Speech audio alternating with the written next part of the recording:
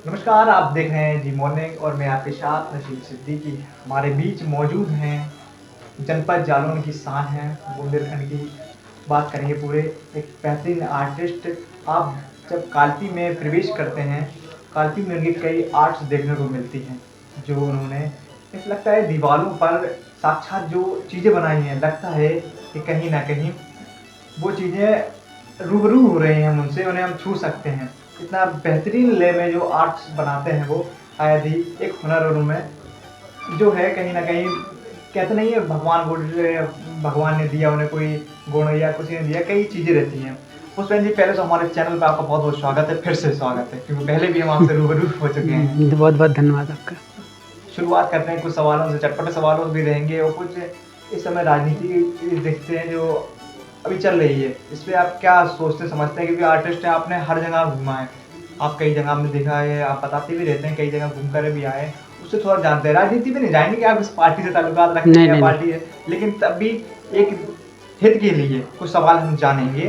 तो शुरुआत करते हैं पहले सवाल से कि आपने आर्ट सीखा, बहुत ही संघर्ष करने पड़ा, जैसे कि आपने पहले बताया और संघर्ष के साथ आपको एक सहयोग भी मिला, तब जाके सीख पाए हैं। जो आप चित्रकला उभार देते हैं, तो किस तरह मन में भा जाती है? कैसा लगता है आपको ये जो आपने दीवार पे बनाई है, देखते हैं, तो क्या अनुभूति रहती है? मैं ये जानना चाहेंगे जब आप बनाते हैं, तो क्या कलरिंग में ऐसा कुछ होता है कि आप में भी कुछ कर दिखाने की कुछ होता है? देखा जाए तो दीवालों पे खुद बोलने लगती हैं दीवालें कि हाँ, ये पुष्पेंद्र जी हमें बना रहे हैं या बोल रहे हैं, क्या रहता है ये सब? वो कलर तो सब सेम ही होते हैं, मतलब जो जितने कलर हैं जी। बस उनके लगाने का तरीका कि कौन कलर कहाँ लगाना है और क्या दर्शाया जा रहा है, उसका उसके पीछे क्या पर्पस है।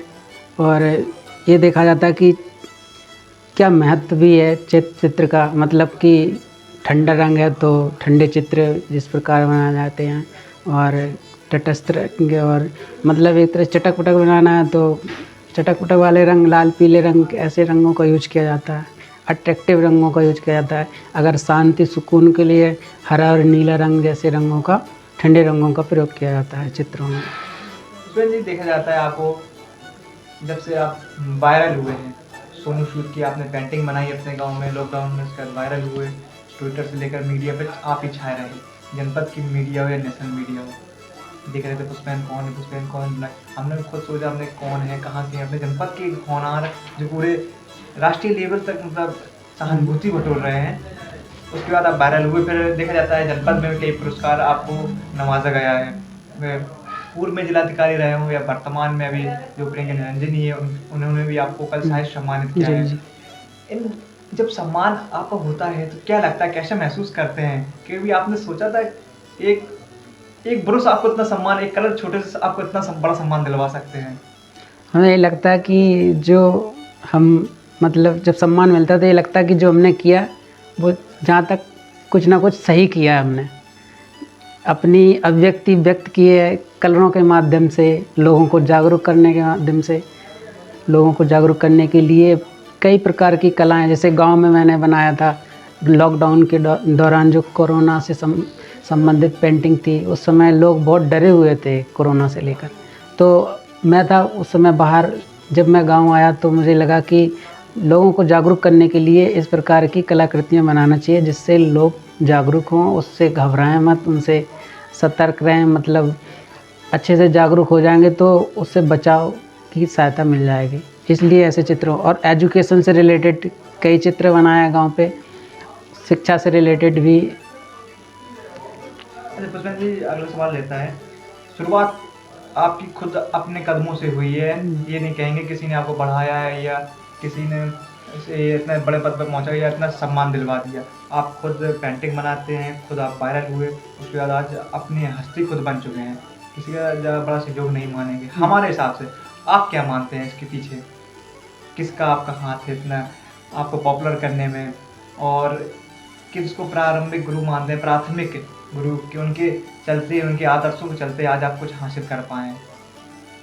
सबसे पहले तो घर वालों का ही सहयोग रहता है, मम्मी पापा का, भाई बहन का। तो वो सहयोग को इग्नोर नहीं किया जा सकता है ना बिल्कुल नहीं, किसी भी हालत में। कहीं भी उसके कैसे बाद भी। फिर कॉलेज टाइम पे जो शिक्षकों का योगदान रहता है उनको भी इग्नोर नहीं किया जा सकता।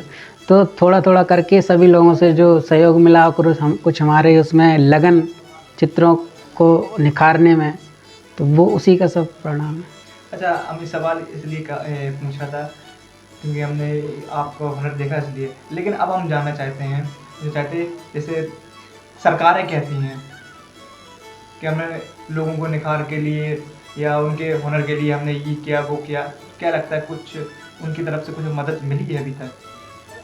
तो कुछ सरकार तो प्रत्येक सरकार लोगों के हित के लिए काम करती है, कोई भी वो सरकार होती है, लेकिन वो ज़मीन में कितनी उतरती है ये जानने वाली बात है ना, कि वहाँ से तो सब लोग हित के लिए ही योजना निकालती, कोई भी सरकार हो, चाहे राज्य सरकार हो चाहे केंद्र सरकार, लेकिन वो ज़मीन पे कितना उतरती है वो उनको भी ध्यान रखना चाहिए कि ज़मीन पे उतर रही है कि ऊपर ही हवाई बन रही है। तो हाँ, तो ऐसे में क्या होता है कि जो चित्रों के माध्यम से अगर हम लोगों को जागरूक कर रहे हैं, जैसे स्वच्छ भारत मिशन चला है, स्वच्छ भारत मिशन के तहत काफ़ी प्रोजेक्ट मिले हुए थे हमें, उसी के माध्यम से ये कालपी का भी हुआ है एक तरह से, नगर पालिका कालपी से हुआ। तो एसडीएम साहब ने दिलाया था काम, तो उसी को हमने कंप्लीट किया था। और कालपी बुंदेलखंड का एक प्रवेश द्वार माना जाता है पूरा बुंदेलखंड का। तो कालपी में कुछ ऐसी ऐतिहासिक धरोहरें हैं जिनका चित्रण किसी एक ही जगह सिर्फ मुन्ना फुलपावर के पास ही, फुलपावर चौराहे के पास ही बना है। आप थोड़ा रुकेंगे, आपको वहाँ पर एक समस्या और भी हमने जब एक बार हम शो कर रहे थे उसी चौराहे पे देखा, आप ये चित्र देखे थे, बड़ा अच्छा लगा कि लोगों की समस्या है कि वहाँ पर स्टैंड नहीं बन पा रहा है। अब मुन्ना फुलपावर कोई चौराहे का नाम हुआ, ये कोई नाम नहीं हुआ, ये भी एक बड़ी समस्या है। हम देखने गए, जब कालपी गए थे देखने को मिली थी, तो कुछ आपको भी लगा कि हाँ, कुछ भी नाम रख दो कहीं भी सब लग जाता है। ये समस्या होना चाहिए, एक पॉइंट होना चाहिए किसी ऐतिहासिक महापुरुष या मतलब किसी ऐसी नाम का होना चाहिए जिससे कि काफ़ी अच्छा लोगों को सुनने में भी लगे। अगर हम कहीं बताएं कि ये नाम है इस चौराहे का, तो कैसा नाम है, कोई महापुरुष का नाम होना चाहिए चौराहे का, है ना, कोई वैसे अच्छा लगता है। कुछ चौराहों का नाम है जो अच्छे लगते हैं देखने में, वहाँ की ये समस्या काफ़ी है ना। वहाँ पर बस स्टैंड पहुँचे, नीचे बस स्टैंड बना हुआ है कि उससे रोजगार कई बढ़ेंगे, ये हकीकत है। एक निश्चित बस स्टैंड होगा तो रोजगार बढ़ेंगे, कई चीज़ों की देखने को मिलेगी, प्रोग्रेस होगी जैसे कहा जाता है। प्रोग्रेस आपने जो शिक्षा शुरुआत करी शायद अब भी कर रहे होंगे? हाँ, जारी है ना। तो शिक्षा इस समय देखा जा रहा है राजनीति और कृषि में भी शिक्षा को लेकर, रोजगार को लेकर दो बड़े अहम मुद्दे बने हुए, लेकिन अब तो धर्म जाति की ओर सब राजनीतिक पार्टियां मुड़ गई हैं।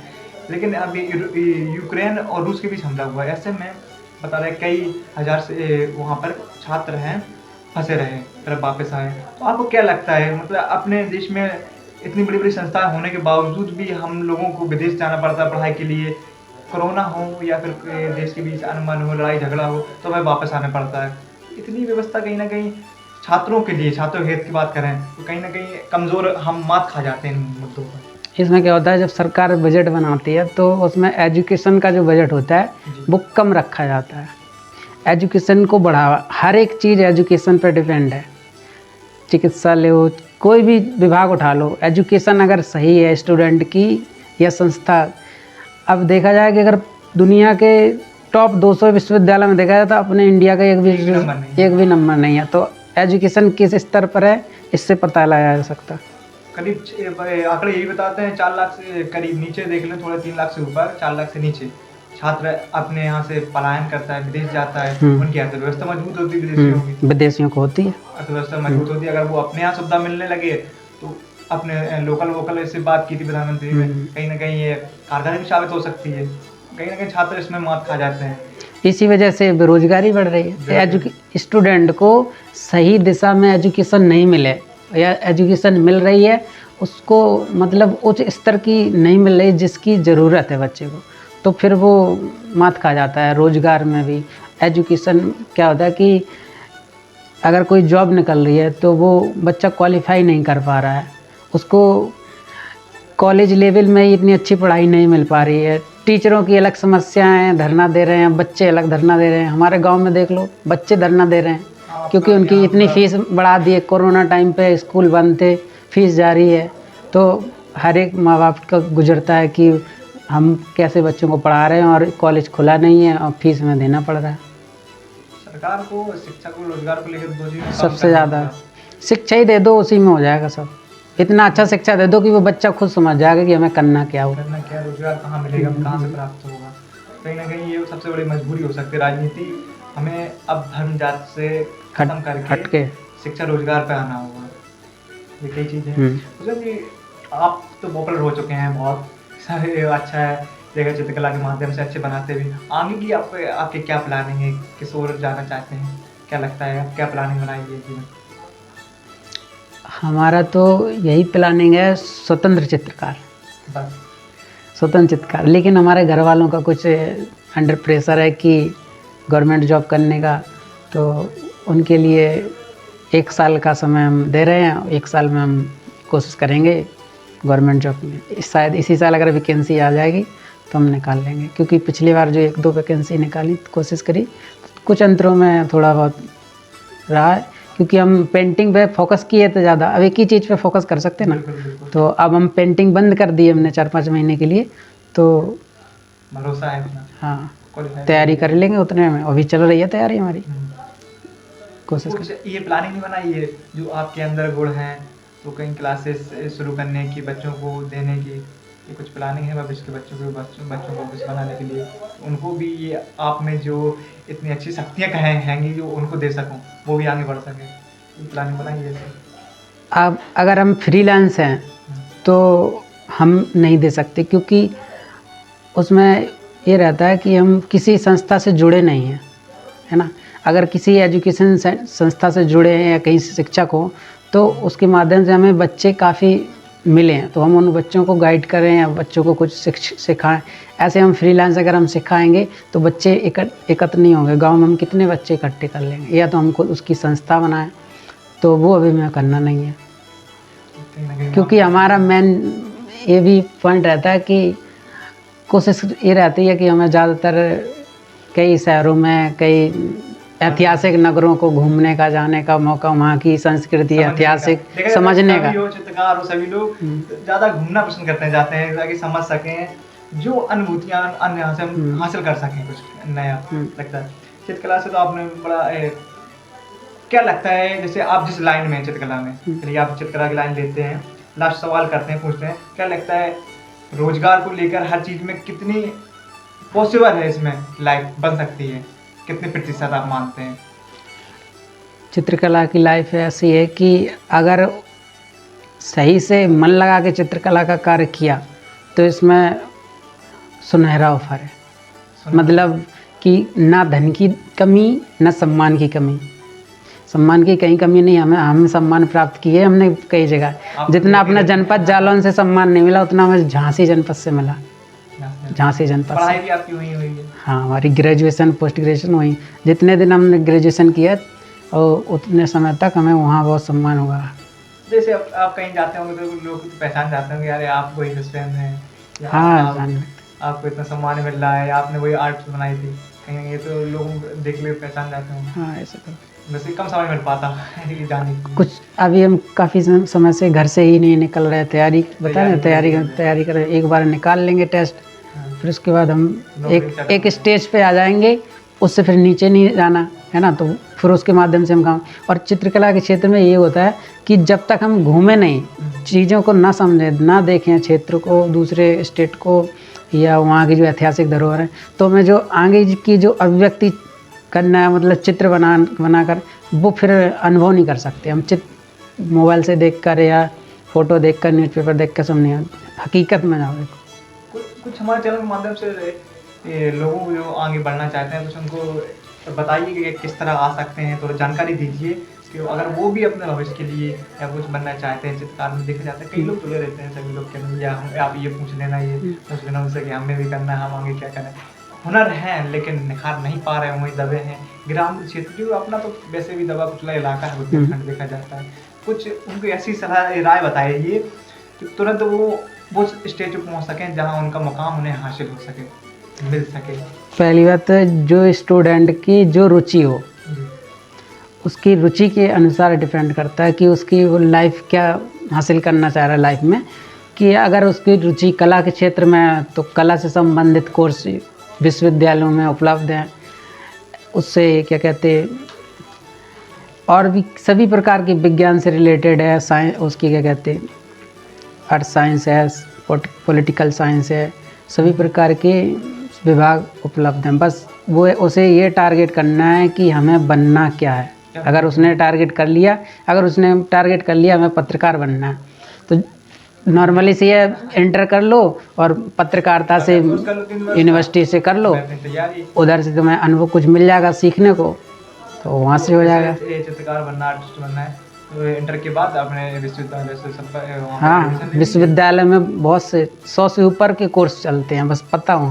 जानकारी के अभाव में अपना वो खो देते हैं जज्बा जो उनका करने का जुनून होता है, सिर्फ जानकारी के अभाव। वही तो बता रहे, शिक्षा की इतनी स्तर गिरा हुआ है। अगर सही प्लेटफॉर्म बनाया जाए, यूनिवर्सिटी की जो समिति है वो अगर ग्रामीण क्षेत्रों में या कुछ छोटे मोटे नगरों में, गाँव में, उसमें अपना मतलब जो उनके कोर्स संचालित हो रहे हैं उनके माध्यम में प्रचार प्रसार किया जाए, ताकि स्कूलों में और डिग्री कॉलेजों में प्रचार प्रसार किया जाए, तो उससे क्या होगा, पता चलेगा कि हाँ या इस यूनिवर्सिटी में ये कोर्स प्रोवाइड है।